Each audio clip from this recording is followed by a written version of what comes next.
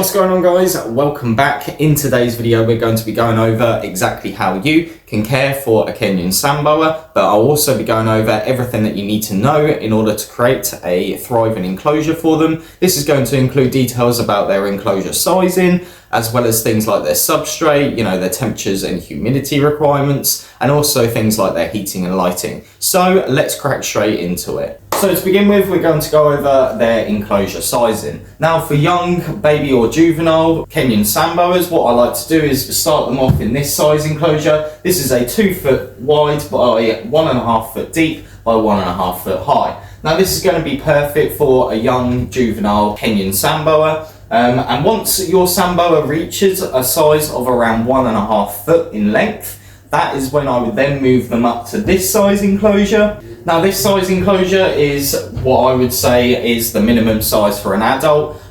This is a 3 foot wide by 1.5 foot deep by 1.5 foot high vivarium. Now if you have a female, some females can reach a total length of around 4 foot in length. So I would happily move them to this size, which is a 4 foot by 1.5 foot deep by 1.5 foot high. But like I say, the 3 foot by 1.5 foot is going to be perfect for an adult Kenyan Sand Boa. And like I say, females do tend to get a lot larger than males. So if you have a male, it's going to live comfortably and happy in this for the rest of its life. So that's everything that you need to know regarding the enclosure sizing. Like I say, start them off in this size enclosure, and then once they reach a total size of 1.5 foot in length, that's when I'd move them into this enclosure. So the next thing that we're going to go over is their heating and lighting systems. So to begin with, we're going to go over their heating system. So for both the 2 foot and the 3 foot vivariums, I'd recommend getting yourself one of these, which is a ceramic lamp holder. Make sure it is a ceramic lamp holder because the plastic ones have a tendency to melt. And once you have one of these, simply install it to one side of your enclosure. As you can see in this one, I've got it installed to the left hand side.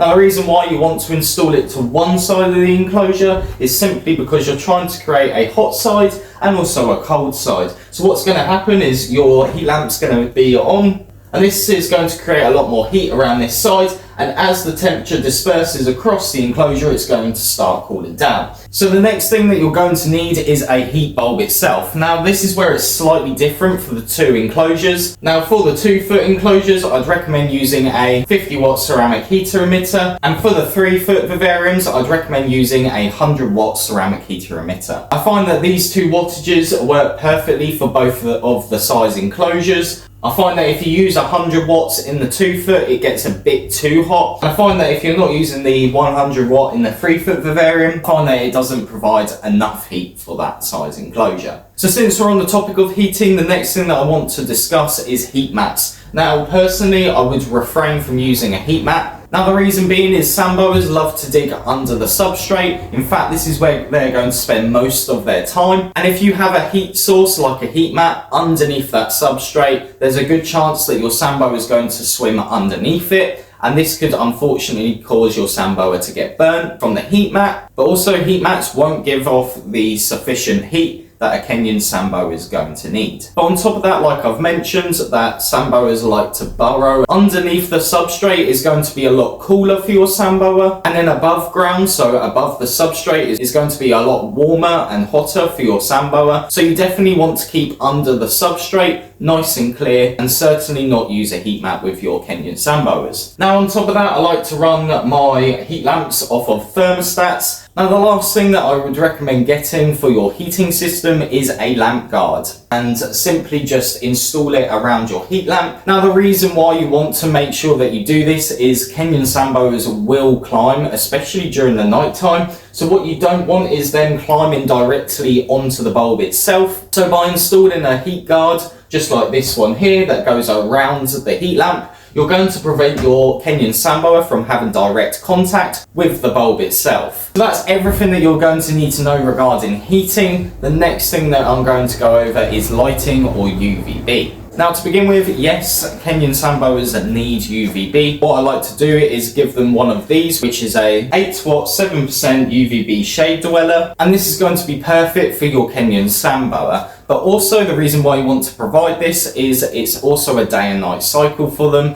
and that way they're going to be able to determine the difference between day and night. But on top of that, if they are above ground and not under the ground, they're going to be able to absorb all of that nice UVB. And I find that the 7% 8 watt T5 kits work perfect in both the 2 foot and 3 foot vivariums. The only downside using it in the 2 foot vivarium is it can be a little bit tricky to get your heat lamp in as well as your UVB lighting, but if you position things up before you build the enclosure, then you're going to be able to fit everything in nicely. So the next thing that I'd like to recommend getting is one of these. This is a lamp guard protector for your UVB, and simply all you have to do is install it over the UVB, just like the heat lamp. Now the reason why I'd personally recommend installing one of these over your UVB is to again prevent your Sand Boa from touching that UVB and pulling out the tube, but also these UVB kits do give off somewhat heat, so again you don't want your Sand Boa getting too close to it or having direct contact with it because they could burn themselves. The next thing we're going to go over is their temperature and humidity requirements. So to start with, let's talk about the temperature requirements. Now, like I said earlier, how you have to install this heat lamp to one side of the enclosure to create your hot side and cool side. This means that the temperatures from this side are going to be completely different to over here. So for your cool side temperatures, so this is this area around here or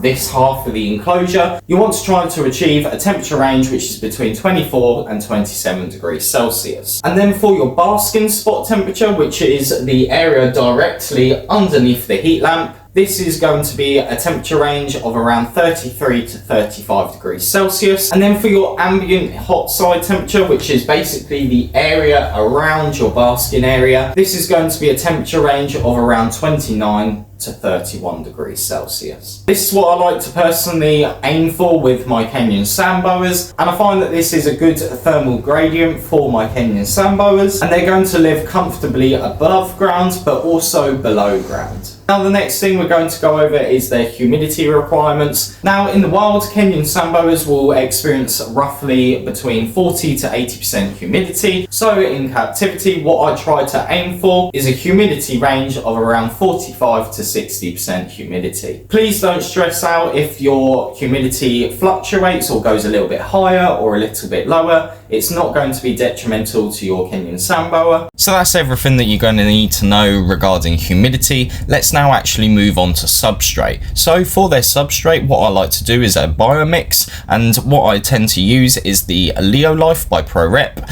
and also the Arcadia Earth Mix Arid. And what I do is I simply mix these together as a 70 to 30% ratio. 70% will be the Leolife and 30% will be the Arcadia Earth Mix. Now you definitely don't want to do it the other way round because you don't want the substrate to be too soil heavy. You definitely want to have more of the Leolife in comparison to the Earth Mix. What happens when the substrate's too soil heavy is it basically will generate a lot more humidity, and you'll find that your humidity will go above the 60% like we were talking earlier. So that's why personally I'd recommend having 70% of the Leolife to 30% of the Arcadia Earth Mix. So now we're actually going to set up an enclosure for this little guy, and whilst we set up his enclosure, we'll go through some other things that you'll like to know about in order to set up a thriving enclosure for these little guys to live in. So let's get this enclosure together now.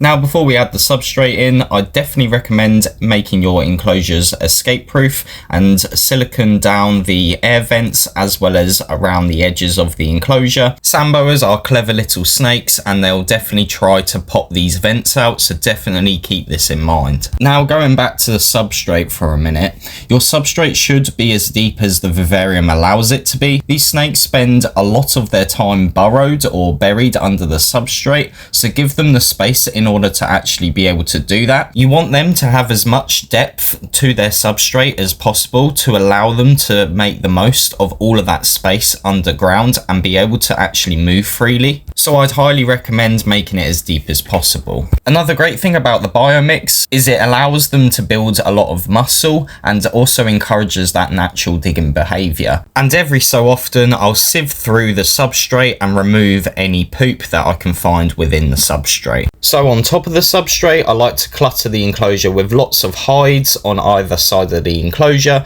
you know, things like cork bark to climb on, and add lots of sticks and twigs to allow them to climb on too. I also add a moist hide in with sphagnum moss in, and this is going to act as our moist hide to help them whilst they're shedding. It's an area that they can go to, which is going to be higher humidity for them to allow them to shed a lot easier. You want to make sure that you really clutter the enclosure. You want it to be so full, you know, lots going on. You want lots of wood in there, you know, different textures, different plants to climb on and also climb through, because during the night they will make lots of use of everything within inside their enclosure. You know, they're going to be climbing across it all, and this is going to really help keep them mentally and physically stimulated. Now, one golden rule for you is don't put anything too heavy in there. So try to avoid adding heavy rocks in there, because sand boas have a tendency to get squashed quite easily and they can get seriously injured too. So definitely refrain from adding lots of heavy items. Also, on top of that, avoid digging all your clutter into the ground. Just try and keep it on top of the surface and keep under the ground completely free to allow them to swim through it easily. I'd also recommend not adding too big of a water bowl, because again, they could get squashed underneath it. That being said though, I would still add a water bowl. Nothing too big, just something that they can drink from and just get in quickly to cool down if needs be. So just make sure it's not too big of a water bowl. The next thing that I'd recommend you getting is one of these. This is an infrared thermometer gun, and this will basically allow you to test the temperatures across the entire enclosure.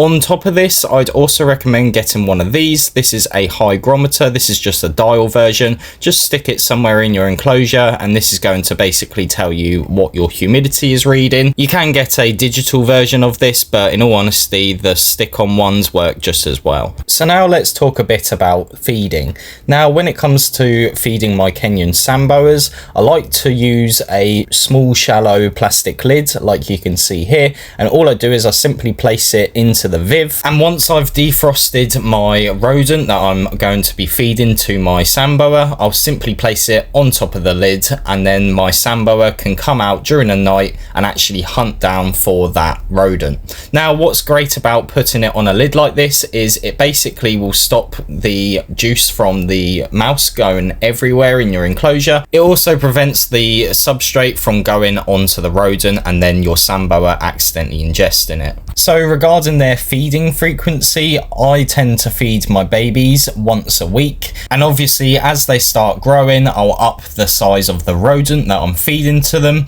But by the time they're on small mice as an adult, basically I switch to feeding every 10 to 14 days, and once they're on medium mice, you can stretch that out even longer if you wanted to. Sand boas are slow digesters, so just don't overfeed them. Now, the next thing that I'm going to recommend you getting is either a viv lock like this one, or you could even get a rubber wedge and simply install it to the glass of your enclosure. Again, like I mentioned earlier, sand boas are very good escape artists, and even a baby would be able to move this glass with the muscle that they have. So definitely make sure you to add one of these. It doesn't matter which one, you could add both if you really wanted to. I find the rubber wedges are cheap and cheerful, and they stop that glass from moving. Now, when it comes to handling, I'd highly recommend not grabbing them from above, because this tends to spook them out. Anything that's coming from above them is basically seen as a predator, and therefore you could receive a bite from this. So when it actually comes to handling or wanting to handle your sand boa, I'd highly recommend just starting off letting them get used to your hand. You know, just simply place your hand into their enclosure, allow them to climb over you at their own pace. You know, you're basically wanting them to learn that you're not a threat. And once they understand that you're not a threat to them, they're going to be a lot more acceptable to handling. And as you can see, I'm handling this little young one at the moment, and he's just chilling really. But I have noticed the slower and calmer that you are when it comes to, you know, your first sort of handling session with your sand boa, the more calm you are, the more they're going to want to interact with you. The key is basically to try and build a good solid bond with that animal and only provide it with positive interactions with yourself, and in no time you're going to be handling your sand boa. Now, if you're noticing that your sand boa is striking a lot, it could be down to one of a few things. So it could mean that they're going through a growth spurt, or they're hormonal, or it could just simply be that their viv is too cold overall. So definitely check your temperatures if you are noticing this. So I think it's time we actually get this sand boa into his new home and just allow him to settle in and enjoy his new enclosure. So we're just going to offer him up and let him climb out of my hands at his own pace. And look at that, straight away he's burrowing under the substrate. I know he's gonna absolutely love this enclosure, especially at night when I'm not here at the shop. I know he's gonna be climbing all across all these logs, over the top of the plants and the hides. I know he's gonna really make use of everything in this enclosure. I'll make sure to leave links to all of the products that I've mentioned within this video in my description section below, so if you need any, feel free to check them out. So there we have it, guys. That is exactly how you can care for a Kenyan Sand Boa, and that's everything that you're going to need in order to actually create a thriving enclosure for your pet sand boa to live happy and comfortably. Obviously, if you guys have any questions whatsoever, please feel free to drop us a comment. I'd be more than happy to try and help you out. But yeah, make sure to drop us a like and also subscribe to the channel, and don't forget to follow us on social media. Just simply type in @CoopsReptiles. And yeah, I hope that you enjoyed this video, and I hope that you found it helpful. But yeah, that's it for today's video, guys. I shall see you in my next video. See ya!